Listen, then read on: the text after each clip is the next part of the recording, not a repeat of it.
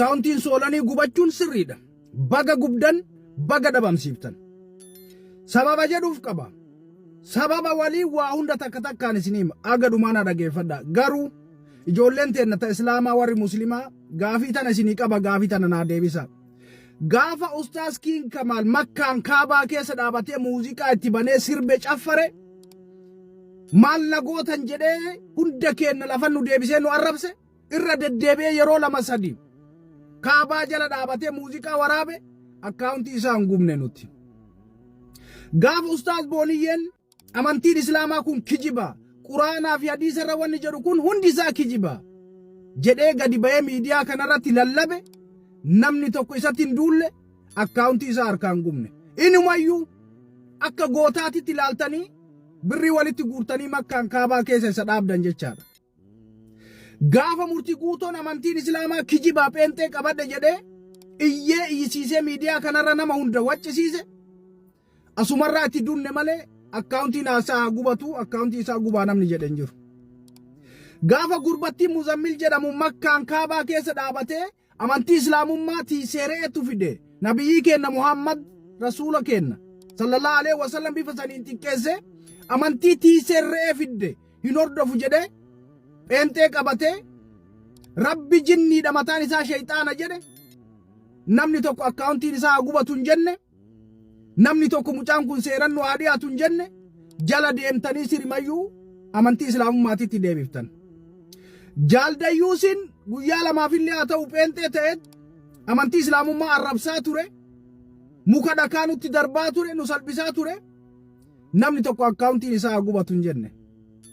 Mucaan amantii biraa keessa jiru mucuca arrabaatiif kasanuu daarektii gadi ba'ee amantii kennan arrabsin zayitii masarat jalaa baatu zayitii haadha manaa kee jalaa hin baatu jedhee viidiyoo nama dhuunfaa Abdii Raggaasaa irratti hojjete wal gurmeessitanii akkaawuntii isaa ka fooloo 600 ol qabu harkaa gubdanii jecha an 600 beeka sanii ol illee ta'uu danda'a jechuun gaafa ani akkaawuntii isaa laalu 600 qaba achi as meeqa akka qabu ani hin beeku. Homata illee haa ta'u gaafa nama keenna ka amantii islaamummaa keessa jiru muslima gadi ba'ee amantii keenna irratti akka fedhe fincaa'ee waan fedhe dubbatu hin dubbannu namni biraa amantii biraa irraa dhufee yoo jechi takka dogonkore addunyaa isiifnee nama sana addunyaa irraa dhabamsiisuudhaaf deemta. Dhaggeeffadhaa akkaawuntii namaa gubuun waan salphaadha. Mucaa sammuu isaa hin gubne yaada isaa hin gubne boruma deebi'a. Garuu osoo ijaan argitaniin ajjeeftanii jechaadha. Amantii islaamaa keessa nama ajjeesi wanni jedhu hin jiru nama jibbi nama xiqqeesi wanni jedhu hin jiru amantii namaallee xiqqeesi ka jedhu hin jiru. Abbaddan hin agarreen aga qareetti. Jibba amantii namaatiif qabda mul'iftanii akka namni amantii keenna jibbee dhagaa nurratti darbu amantii keenyarra dhagaa darbu rasuula keenyarraaf kabajaa fuudhu warri godhaa jiru isin jechaadha. Osoo namoota nama maqaa dha'e kanarratti duultanii kanarrallee duultanii ani hin dubbadhu.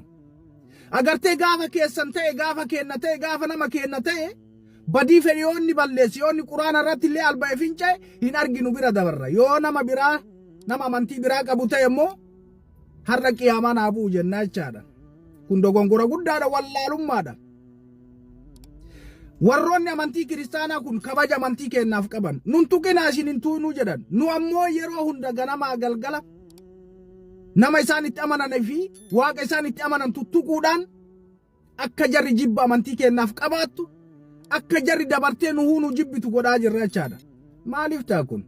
Soolaniin akkaawuntii isaa gubdan malee isa gubuu hin dandeettan harkaan isa tuquu hin dandeettan.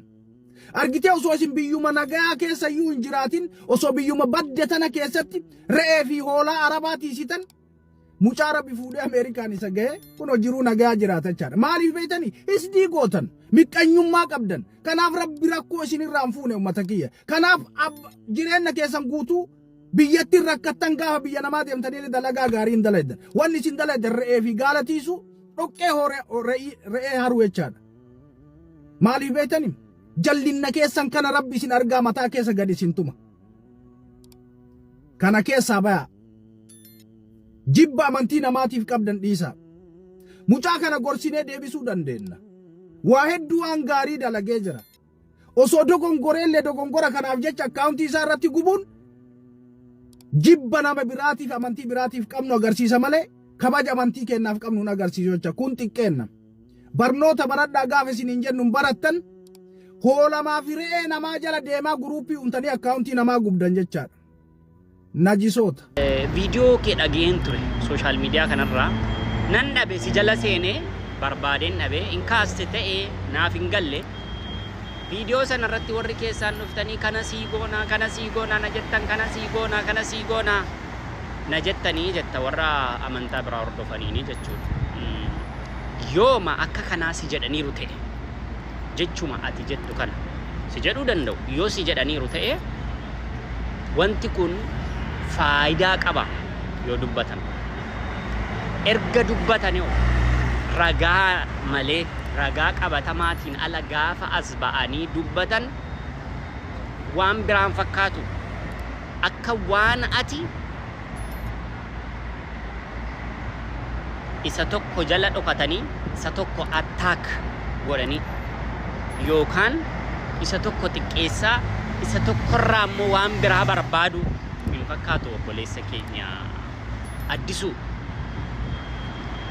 Yoo dubbachuun barbaachise jaroonni kun fakkeenyaa fi akkuma ati jettu kana amma si gaafatanii yoo ati waan isaan tole waan isaan jedhan tole jechuu didde tarkaanfiin irratti fudhattu jettee yaadde yoo ta'e viidiyoo duukaa as nu baasu ragaa qabatamaa waliin sooshaal miidiyaa irratti as baastee hawaasni waan kana si hubatee akkati of tuqsitus inni kaan inni yaada qabu yaadaan inni kaan immoo du'aa isii godha yookaan akka eegumsi ta'u sii godha jechuudha. Wanta sanaan ala yoo namumti parsenaaliin tokko dhufee mayyuu jecha kana si jedhe akkamitti waan amma kanaa gadi bu'aa kana as baatee akka kanaa jetta. Jechi sun akka kootti jecha sirraati eegamu miti dogongora. Ani sin jaalladha sin kabaja.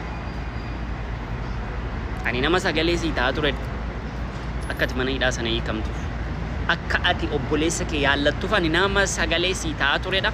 Nama namoota hedduu dura dhaabbataa turedha. Wanti ati goote kun dogongoradhaan. Sigalee yoo fakkeenyaaf ati kana jedheennan namni maayittis fudhata beektaa ani jecha kana jedheennan musliimoota biratti jaalala guddaan argadha akka waan itti jettuu fakkaata bara namoonni akkasitti si hiikatu musliimoota biratti jaalala guddaan argadha jedhee akkas jedhaa jira namni kun jedhee akkasitti fudhata namni yoo musliimoota biratti muslimni addunyaa guutuu biiliyeenii tokko wayi guutuun si jaallate rabbi si jibbe faayidaa hin qabu. Musliimoonni addunyaa guutuu biiliyeenii tokko wayi si jibbe rabbi yoo si jaallate si fayyada maaliif galgala keeti achidha gala keeti gara rabbiiti.